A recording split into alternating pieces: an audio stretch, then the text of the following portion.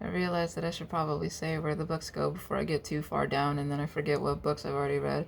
So Sweep goes right underneath Bitter Waters, which is the Dragon Assassin book. Um, Valiant goes. Valiant is actually also on the Wouldn't Read Again list. A lot of those last few books were on the Wouldn't Read Again list. That goes above Gunslinger, which goes above the Dark Verse, and the Dark Verse is above Black Irish. And then the Last Temptation of Iago Wick is above Gunslinger, in between Valiant and Gunslinger. I think that was everything that I read so far. Um, uh, Lads, ladies, and non-binary daisies. I need to, cause that routine. But anyway, um, so me and these Doctor Who books, man. The show used to be so good. What sucks is that I like Jodie Whittaker. She's a great lady, and apparently Americans seem to have a hard time understanding her. I don't remember where she said she was from. I think it's Huddersfield. I don't know where that is in England, but it's not the accent that Americans are used to, I guess. But people apparently have a hard time understanding her, but I can understand her just fine, and it's not like I've spent that much time around that accent. People also apparently can't understand James McAvoy, who that's the young Charles Xavier, in case you didn't know. But people also can't understand him, and he's just Scottish. Like, his accent's not even, like, to me, it doesn't seem that thick. I've heard thicker. Anyway, The Way Through the Woods is the last Doctor Who book I own, and I don't own it anymore. It is by Una McCormick. She also wrote The King's Dragon, and it's the 11th Doctor and Rory and Amy. So, basically what happens in this book is that there's, like, a wooded area where, like, the road bends around it. Sorry, my hair got in my face. Apparently, according to this book, Rome always built straight roads. I feel like that's a misnomer, but I don't feel like verifying it. Rome always built straight roads, but instead of building through the forest, they built around it because there's something in the forest that's kidnapping people. I do not remember what it is, but people disappear, and most people know this, so they're not told not to go near the forest. The forest, for some reason, is also like time traveling, so like a person from the 19th century could meet someone from the 21st century. Whatever. So Amy and the Doctor decide to send Rory in. I believe this is before they got married, which would explain a lot about the way they're treating him, but whatever. Rory ends up in the woods, but he's got like a tracking device on him so that the Doctor and Amy can still find him. Amy also ends up in the woods because somehow they're able to figure out who the next victim is going to be. I don't think anybody dies in this one. Oh, I was wrong. This is after Rory was plastic and the Pandorica and all that shit. So yeah, like they go into the forest, and I don't think it was like an alien itself. I think it was some sort of alien technology, and they solve it, and I'm pretty sure the forest disappears, and whatever. I think it's the smear that Stephen Moffat has left on the show, cuz like it can't be all the writers, because I liked Krillitane Storm, which feels like forever ago, and it can't be the Doctor because I love the 11th Doctor. He was my first like official Doctor because I watched all of his seasons, despite the fact that I don't really care for Clara. I've seen all of the 11th Doctor's episodes. Like I don't know why I don't care for the 11th Doctor's books anymore. I used to like them, that's why I used to own them, but whatever. The Way Through the Woods is also between Valiant and The Last Temptations of Iago Wick. Speaking of that book, by the way, my sister got me Good Omens for Christmas like a year or two ago, and I read it. I remember nothing, so I'm probably going to read that book again for the channel, but that's probably not going to be for a while. Life, the Universe, and Everything. The Next Hitchhiker's Guide to the Galaxy book. If you weren't confused before, prepare to get confused. So, where we left off was somehow, I don't remember, Arthur had been transported to prehistoric Earth, and It's been 5 years since that happened, and he's just been kind of living his life, like dealing with the fact that he's in prehistoric Earth. Like, I know I complain a lot of the time about characters taking fantastic shit and just like taking it all in stride when for no reason they like didn't like for there's no reason why they should be like able to deal with this. They should in theory be losing their fucking minds, but they don't. The reason Arthur is the exception to that rule is because like there's a level of stress that you can reach and shock that you can reach where just nothing surprises you anymore. Oh, my planet's about to be destroyed in literally 2 minutes. Let me have some tea.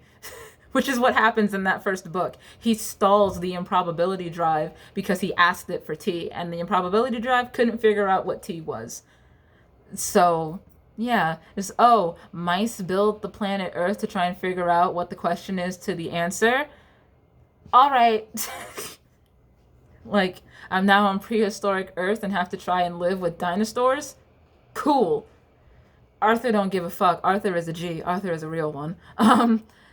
Yeah, so like, also for some reason there was a random alien who, on a quest to call every living creature in the universe a dick, went and found Arthur 3 years before like current time, and could just called him a dick and then left, and that alien never comes back up. Not in this book, at least. Like this book, it's unorganized and like random events happen, but like there kind of is no plot, so who cares? Yeah. The guy who called him a dick is immortal, and he's not taking immortality very well, so. Ford Perfect comes back after 4 years. 4 years? 5 years. 5 years. And he's the same Ford as ever, with his towel and his bag, and he's kind of pissed at Arthur for throwing the Hitchhiker's Guide into a river, but Arthur got annoyed and pissed off because, I mean, he was on prehistoric Earth with no way to escape. I'm still not even sure where Ford came from. I think it was some sort of time disturbance. I have no clue. They end up in the year 1932, but for some reason, this Earth will also be destroyed in 2 days.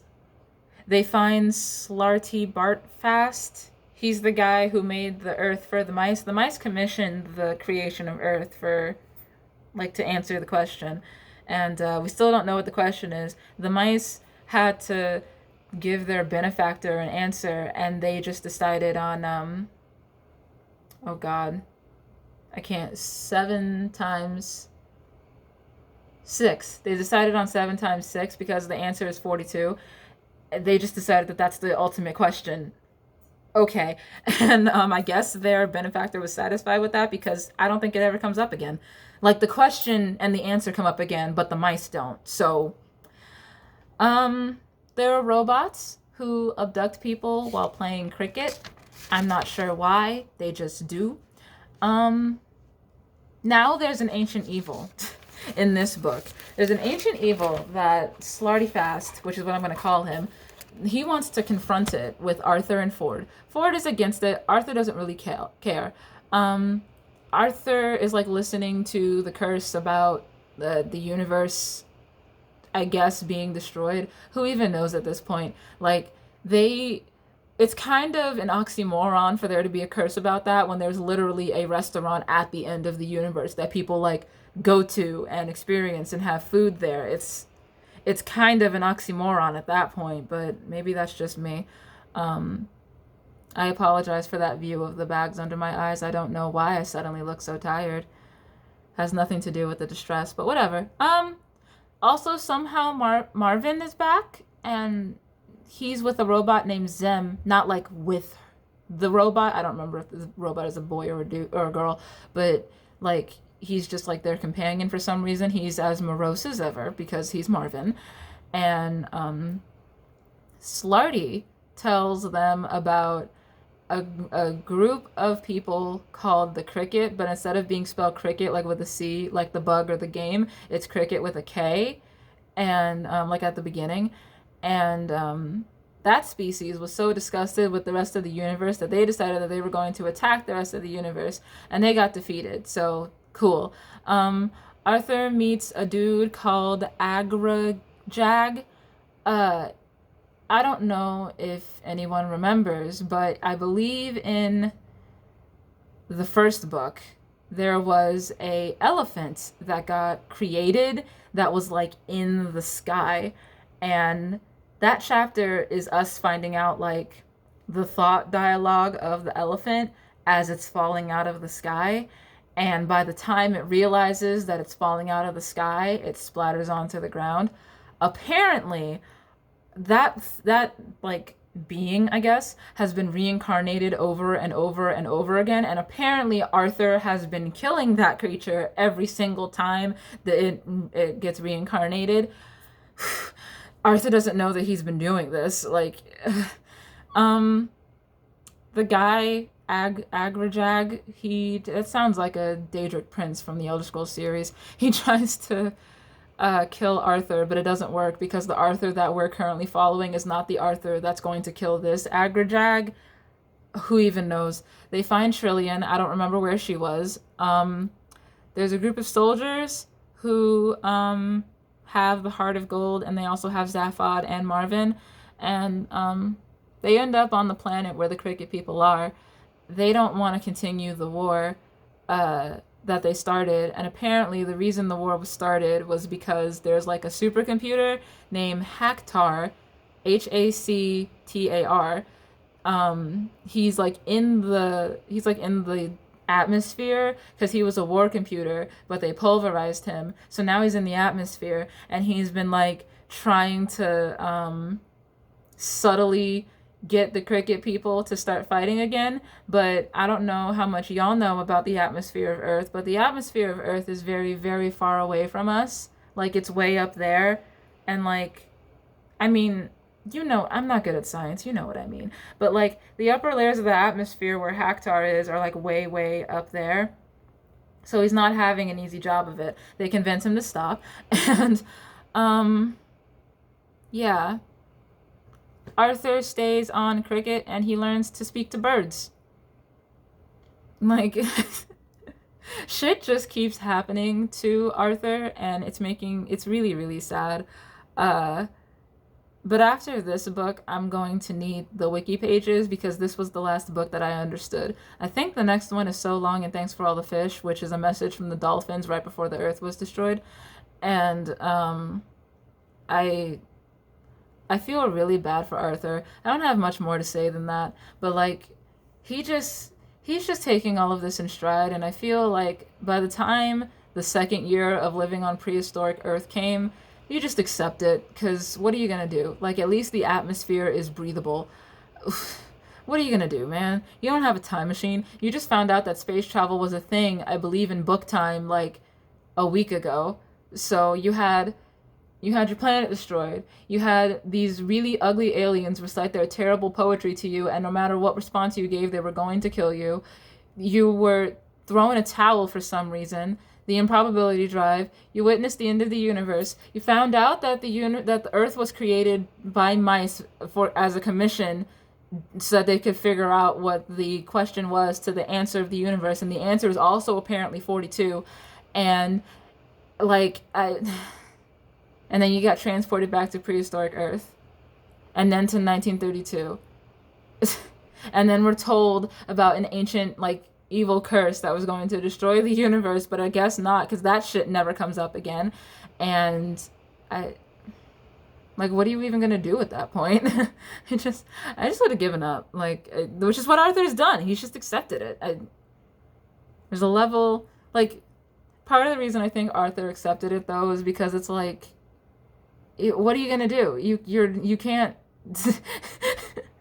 The Vogons, we still don't know why they destroyed the Earth. They knew about the fact that the Earth was like a supercomputer to figure out what the question was. They knew that, but it's never explained why or who hired them to get rid of the Earth. Because I don't know if I said this in the first video, but in case I didn't, the reason they said that the Earth was destroyed was to make way for like an intergalactic highway, which is also the reason that Arthur's house was going to be destroyed on Earth, to make room for a highway.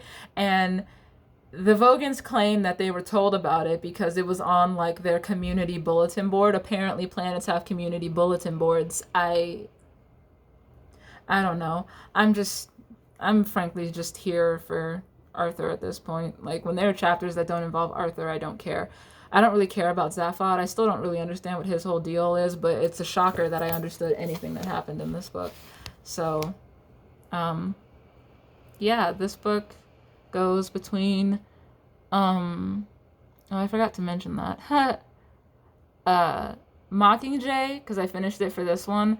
Mockingjay goes between Sweep and Mary Van Amsterdam, and then between Sweep and Mockingjay is Life, the Universe, and Everything. So, yeah, cool. Subscribe.